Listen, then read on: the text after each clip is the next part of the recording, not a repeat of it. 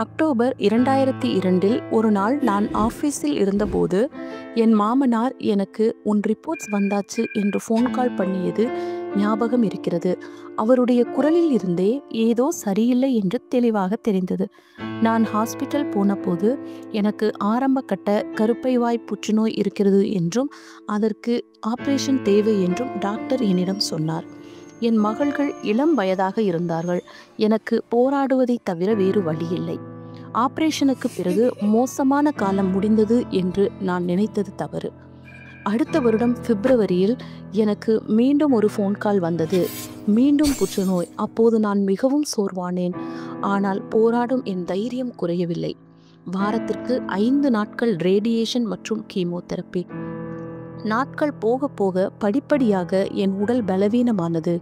Radiation காரணமாக என் தோல் எரிய தொடங்கியது. இந்த வலி ஒருபோது முடிவடையாது என்று நினைத்தேன். விரக்தியில் நான் டாக்டரிடம் இனிமேல் என்னால் அதை தாங்க முடியாமல் போகலாம் என்று சொன்னேன். ஆனால் அதற்கு பிறகு என் மகள்களை பற்றி நினைப்பேன்.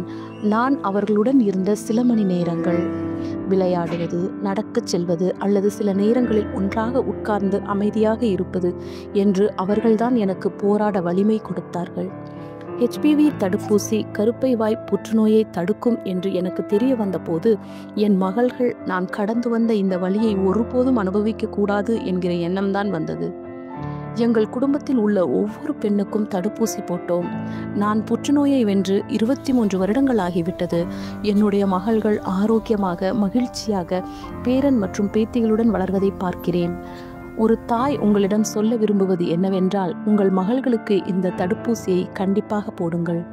தாமதிக்காமல் இன்றைக்கே தடுப்பூசி போடவும்.